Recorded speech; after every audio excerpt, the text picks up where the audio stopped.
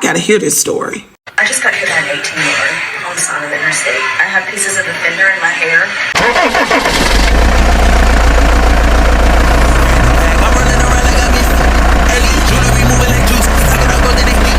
Look, she's leveled up, I thank God. Straight from the mud, now it's time to get the pie.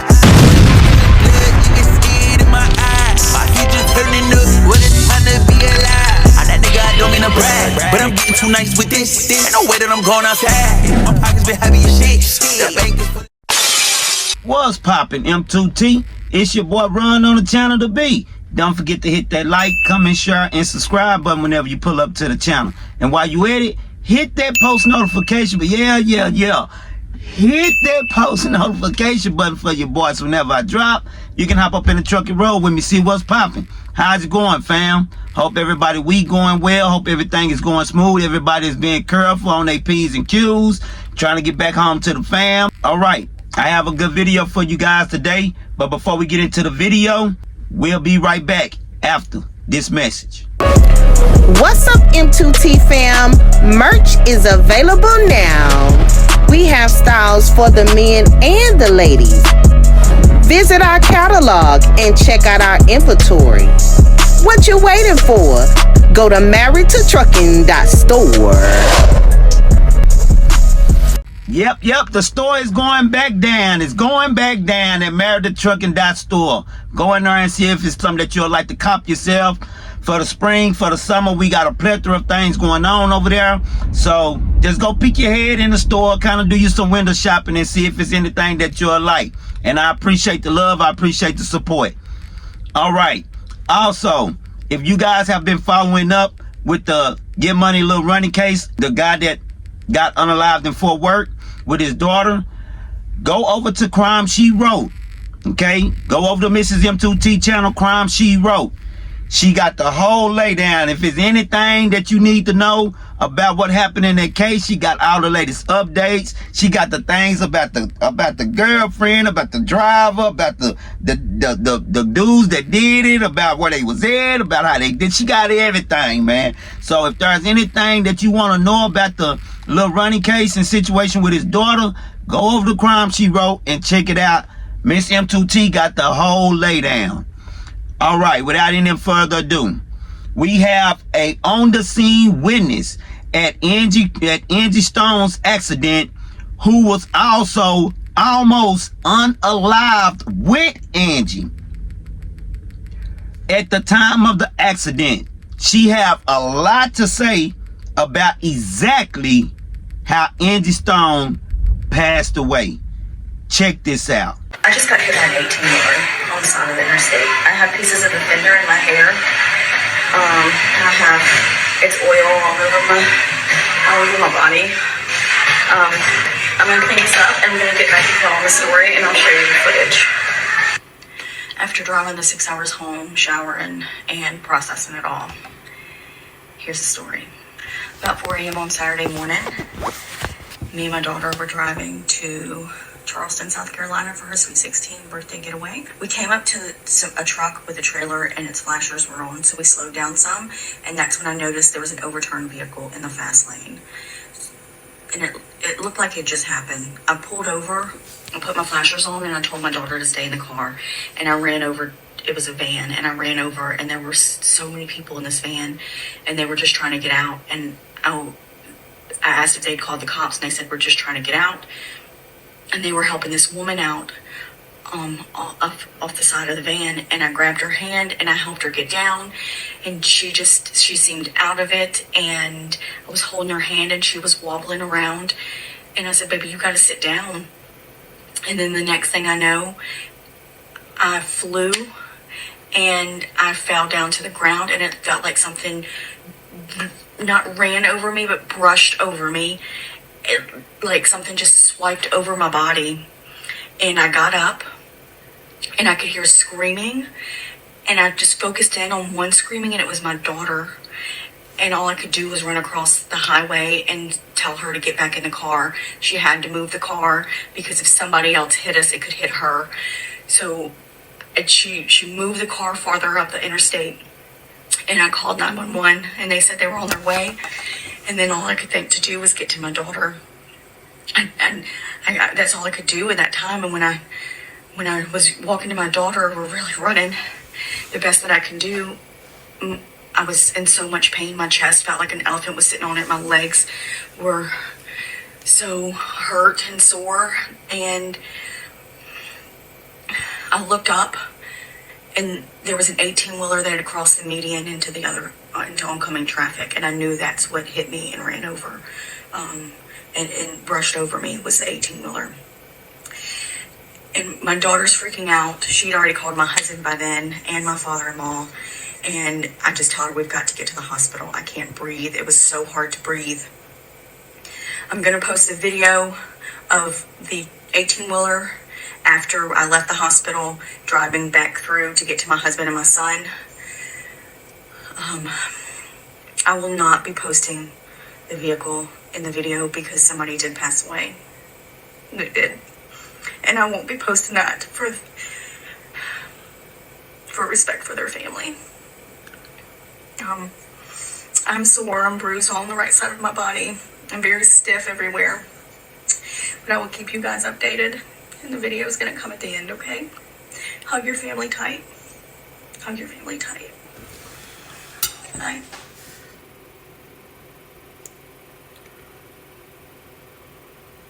Let's check out and dissect what it is that she just told us. Remember, I don't give you the story over here. We just break the story down over here at M2T. We bring a weird or type of situation into reality and put it off into the prospects that it's supposed to be in. The reality of it. And how do you get the reality? With substantial evidence. This woman was a on the scene eyewitness, also a part of the accident. So this is it's not going to get any better when it comes to figuring out. This is the same thing that investigators do when they go to the scene. They look for DNA, they look for footage, they look for video, and they look for eyewitnesses to solidify their cases. We have a eyewitness that was there, that was also assisting Angie Stone and also was almost unalive. Now, one of the first things that she said that caught my attention was that her and her daughter was coming up on a tractor that had its brake lights on, and she noticed an accident that just had happened. She pulled over and got out, and she went over and she crossed the highway and went over to where the vehicle was. She said the vehicle was in the fast lane, M2T. This is on I-65 in Montgomery, Alabama. She said that they was heading to North Carolina. Her and her family was heading to Charlotte, North Carolina. Now, the vehicle, Angie Stone, them vehicle was turned over in the fast lane on 65. Let's hear her say that again. Check this out. We came up to a truck with a trailer and its flashers were on, so we slowed down some, and that's when I noticed there was an overturned vehicle in the fast lane. If we look at the skid marks,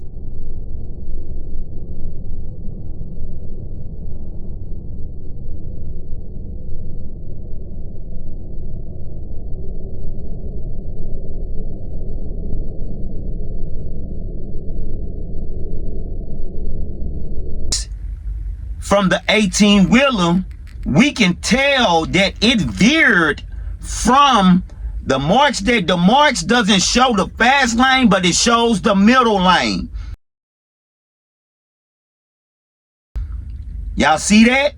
It veered from the middle lane. The skid marks go from the middle lane all the way into the median, facing the opposite side of the highway. Now, they're heading northeast, so that opposite lane had to be southwest 65. So he's facing southwest 65, and he veered from northeast of 65. So that tells us that the impact happened. If she said that the car was in the fast lane, it happened in between the middle and the fast lane with the 18-wheeler. Something else that she said was, she said she When she walked up on the scene, she started helping Angie. She asked them, are they okay? Have they called the police? They said, nah, we just trying to get out the car.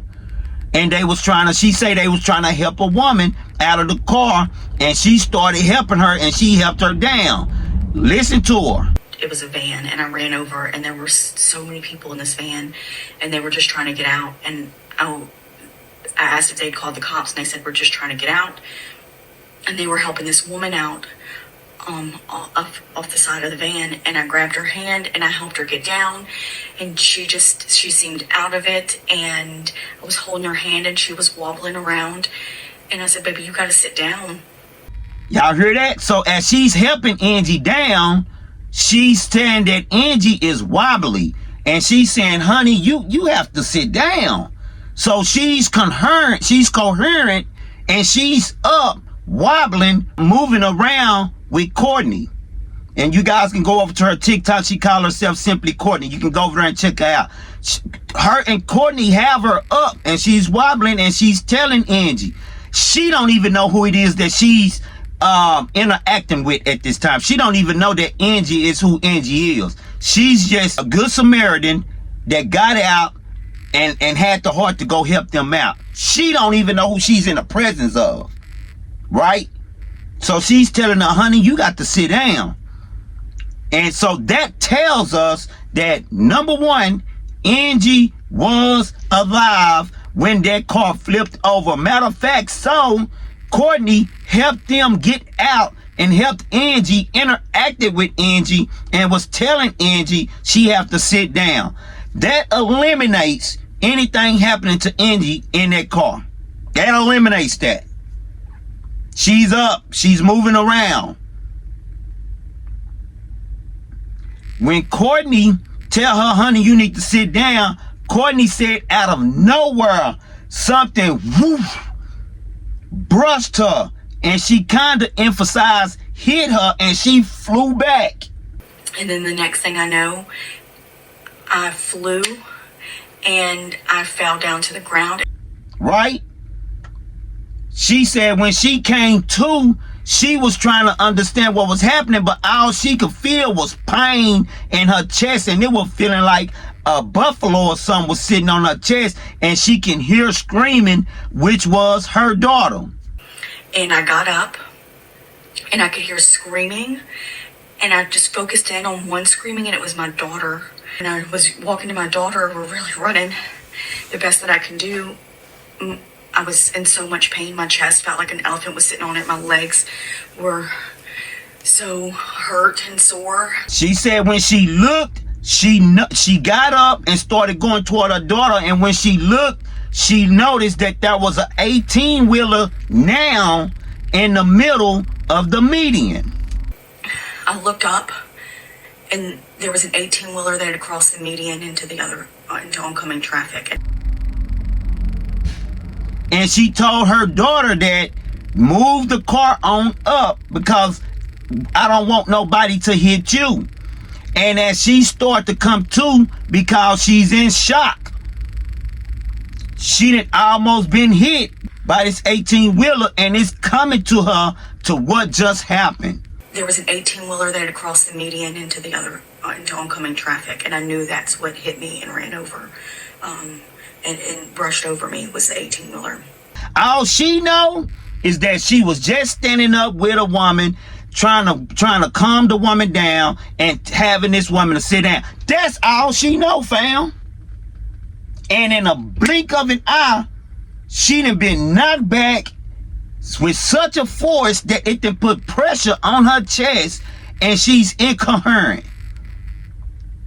So as she's come to and she interact with her daughter, and she sees this 18-wheeler now in the median, she has now came to realize that, like she said, that's when I understood, that's when I realized that the 18-wheeler is what hit me and ran over.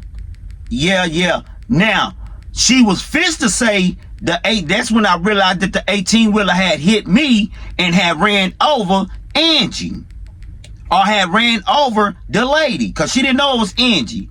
and had ran over that lady. That's what she was finna say, but she caught her words. Check it out. And I knew that's what hit me and ran over, and brushed over me was the 18-wheeler. That's what she was finna say.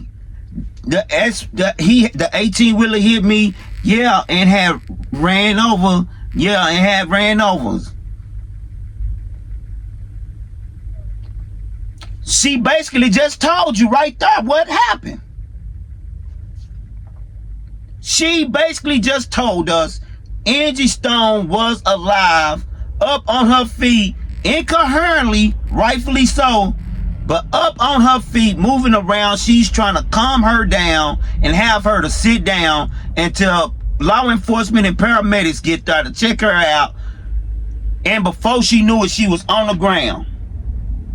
Now, she did not elaborate more about, you know, the truck actually hitting Angie from that point. All she said was, that's when I noticed that the truck had hit me and had ran over. You know, we all know what you finna say. So she didn't elaborate no more after that. You can tell that this woman was very distraught about this situation. Now, there has been, the Alabama Law Enforcement Agency is investigating this as a criminal, as a crime. Why is they investigating this as a crime, M2T? How do we even know that they investigating this as a crime? Check this out.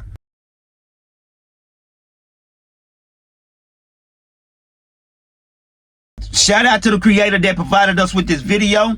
We appreciate her. I believe her name is Kimmy. And shout out to the creator that provided us with these notes from her trying to obtain the police report from the accident. This is what we're looking at. This is the report that the Alabama Law Enforcement Agency sent her when she tried to request these documents for $20. Y'all see the documents? It says, this is what it's basically saying, that we cannot release this report or anything about this case until it is deemed not a criminal matter. We cannot release any documents that is being investigated as a criminal matter. Matter of fact, you will not get any document until it is reported or deemed or has been finalized as not being a criminal matter. Only until then you can receive the documents after that. As long as it's a criminal matter, you cannot receive the documents. Why? Because it's an ongoing criminal investigation. Here it is. Y'all see it? That's them telling her verbatimly, we understand that you're asking for these documents, but we can't give it to you because it's being investigated. It's being presumed as a criminal matter. It's being investigated as a criminal matter. So why is they investigating this as a criminal matter, M2T? Why haven't CRST put any information out there about this truck driver? Why did it have to take an eyewitness that almost got unalived herself to come out and speak about exactly what happened when it comes to this CRST truck driver? Now, I don't know a whole lot about CRST, but I have heard that they are some grimy, some savages over there at CRST. And I've heard a lot about a few other ones, CR England, Western Express. I've heard a whole lot about a whole lot of other ones. But they are definitely talking about how grimy CRST is. They didn't send no condolences to the family. They didn't say that we are investigating. They ain't said nothing. So if the Alabama Law Enforcement Agency and the DOT of Alabama is investigating this as a criminal matter, then who is it that they're investigating as the criminal? Because if it's an open and closed case, documents will be released because it's public records. wouldn't be notated as it's a criminal ongoing investigation. So they're investigating somebody. My question is, who? Now, we all know that Angie went online and she said she had a secret that she wanted to tell us. Anytime somebody is saying that they have a secret, M2T, that means that they know that it could be consequences behind them exposing what it is that they're about to expose, because it's a secret, right? Angie knew that there could be consequences behind her exposing what she exposed. And if you don't know what I'm talking about, go check out the last video that we dropped, and Angie Stone giving us the tell-all of how the industry has been robbing and stealing and taking all of her money. You got to understand, they did Michael Jackson like that, they did Prince like that, they did Dolph like that, they did Lisa Left Eye like that, they did Aaliyah like that, they did Albie Shore like that, they did Heavy D like that. Man, there are so many artists out here that the industry has either unalived or attempted to unalive because of secrets. They don't like their business being put out there. And if you get to trying to talk against them, they will move. What do I mean when I say they will move? They will have you handled. Why you think Diddy is in the position that he's in? He's also going to be investigated for things. He's going to be investigated for Biggie. He's going to be investigated for Pac. He's going to be investigated for his baby mama, Kim. They gonna get him on all that. This is the industry. This is the big dogs. This is the elite. Sometimes it's just not worth you selling your soul for some money and for some fame and signing your papers and signing your rights over to this industry. Because there's way more that come with it than what you think. And before you know it, not only you, but your family and your loved ones and your friends, they're also in danger. We have plenty of ways that we can make money. Instead of, if you want to sing, go on social media and sing.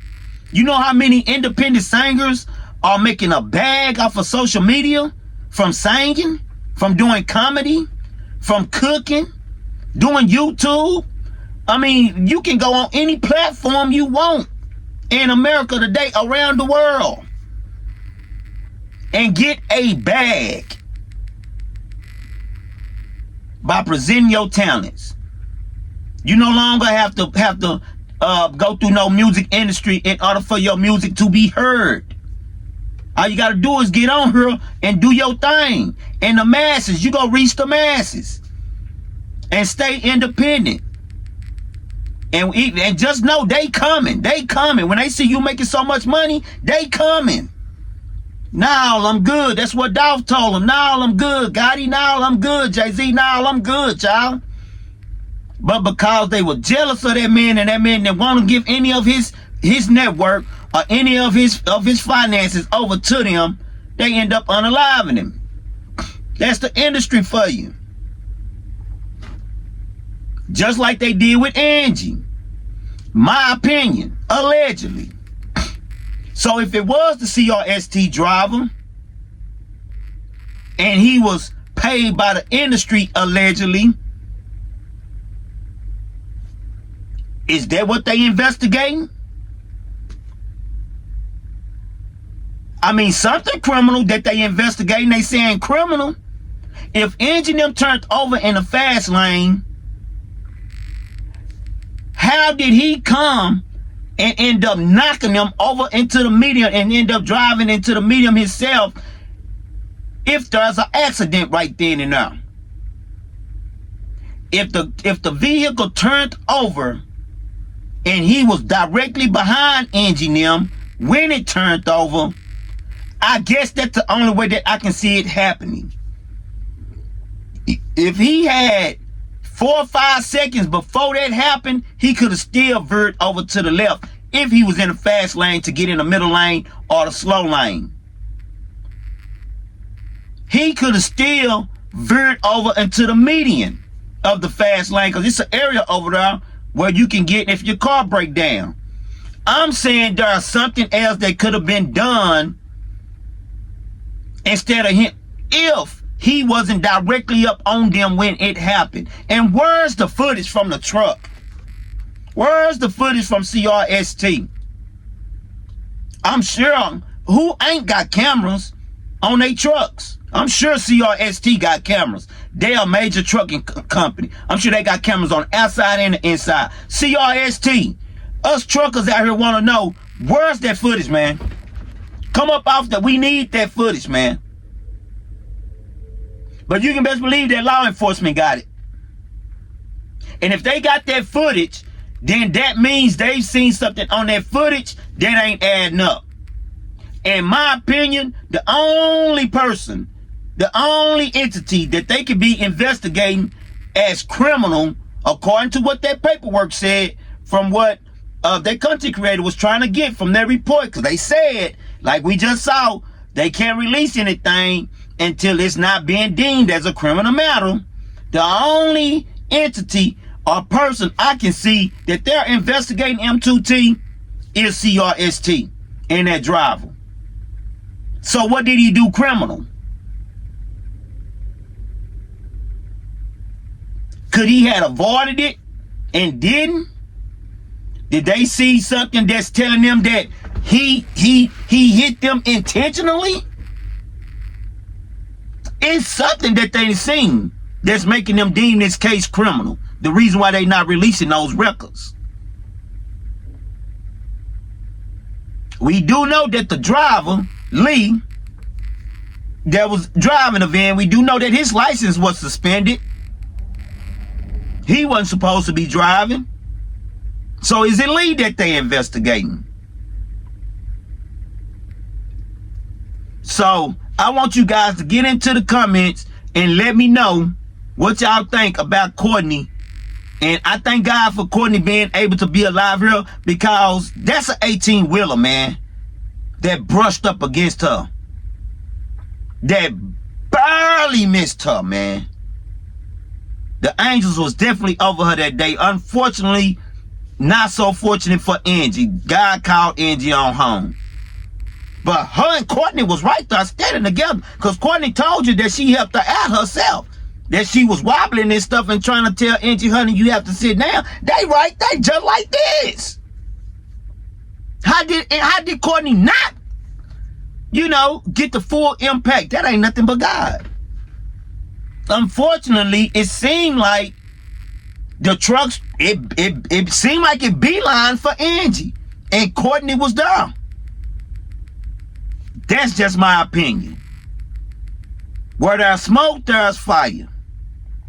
I don't believe in coincidences.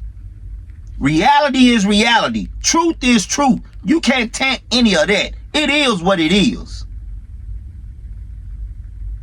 So get in the comments and let me know what you think about this video. And I appreciate y'all pulling up on your boy today. Big shout out to my A1 Day Ones. Big shout out to the one that just be glancing in to see what's popping. And a special shout out to my new subscribers. I appreciate the love. I appreciate the support, family. Until next time, rest in peace, Angie. Rest up, baby girl. It's your boy. The growth to get lifted. I'm your bitty for liquid. I just got in a whole brand new bag. I'm running around. Early jewelry moving like juice. Stacking up gold in it. Look, I just leveled up. I thank God. Straight from the